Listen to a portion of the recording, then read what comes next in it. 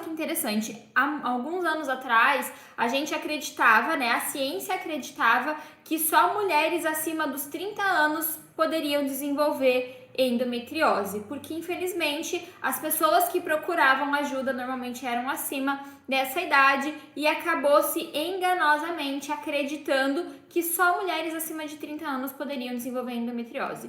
Hoje não, hoje existem vários estudos que demonstram que mulheres, meninas novas a partir de 12, 13 anos, entrou em fase reprodutiva, já pode desenvolver endometriose. Isso é um dado aí da Associação, quer ver? Deixa eu pegar o dado aqui, Associação Brasileira de Endometriose. Então, segundo a Associação Brasileira de Endometriose, a endometriose afeta todas as mulheres, pode afetar, né, todas as mulheres entre 13 e 45 anos e, no geral, chega a afetar cerca de 15% dessas mulheres em fase aí de fase fértil, né? Olá, Fábio, eu operei endometriose com 22 anos. Oi, Gisele, seja bem-vinda.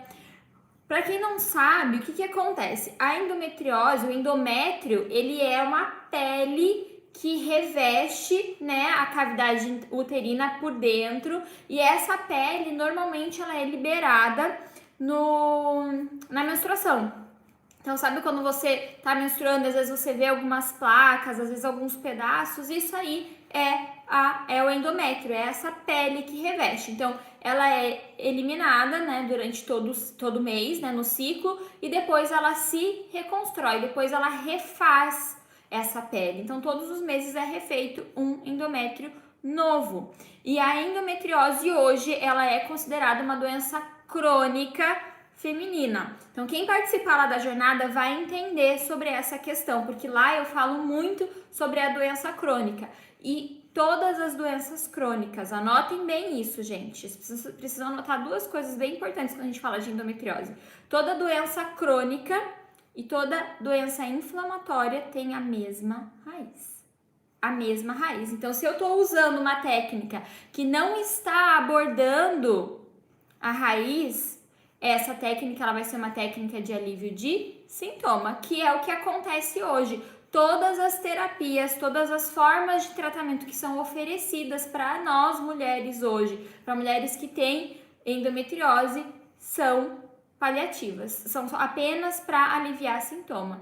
Então, a endometriose ela é uma doença crônica de origem inflamatória, tá? E essa doença, ela tem o poder de deixar a mulher infértil. Vocês já perceberam que existe aí uma epidemia de infertilidade, não só em mulheres, em homens também. Mas a gente precisa começar a entender o que está fazendo. Antigamente, as mulheres eram tão férteis que o que aconteceu? Elas desenvolveram, né? A ciência desenvolveu um anticoncepcional para evitar com que essas mulheres tivessem muitos e muitos filhos, de tão férteis que elas eram. O que mudou de alguns anos para cá? Que a gente está tendo aí essa expansão, né, de mulheres com problemas de fertilidade. A gente precisa começar a refletir.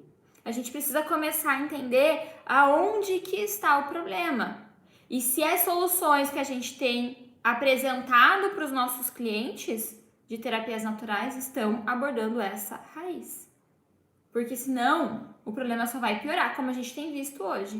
O problema só está piorando.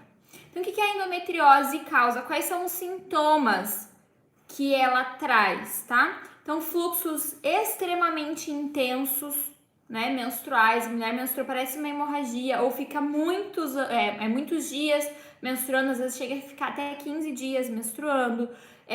Cólicas horríveis, muitas e muitas cólicas, dor pélvica, dor ali na cavidade vaginal, ali na entrada da cavidade vaginal, secura vaginal.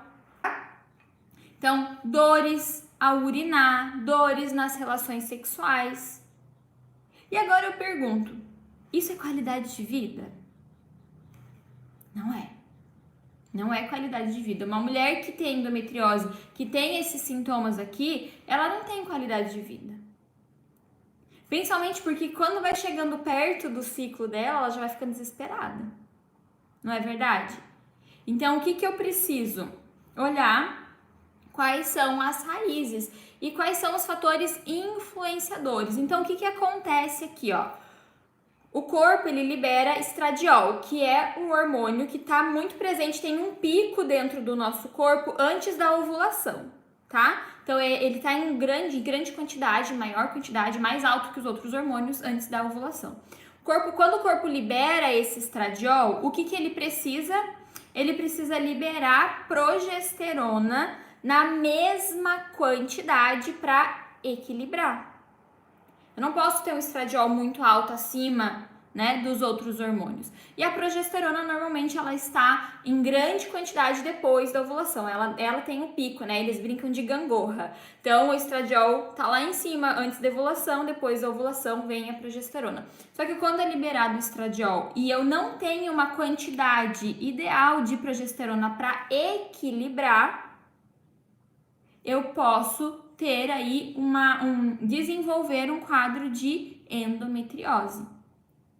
Então, eu preciso entender aonde está o equilíbrio hormonal, como que eu posso equilibrar esse hormônio, como que eu posso fazer com que o organismo do meu cliente de terapias naturais possa voltar a produzir essa progesterona em quantidades ideais para equilibrar esse estradiol.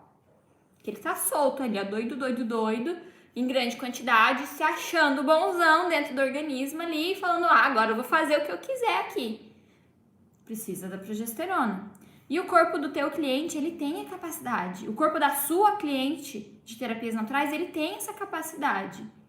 Só que a raiz do equilíbrio hormonal está corrompida e, consequentemente, essa cliente não consegue produzir a quantidade ideal de progesterona para equilibrar esse estradiol, tá?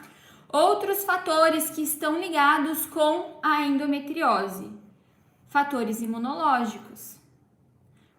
Um sistema imunológico em deficiência não consegue limpar a bagunça do estradiol, não consegue limpar a bagunça do endométrio. E daí o que acontece? Se desenvolvem casos de endometriose.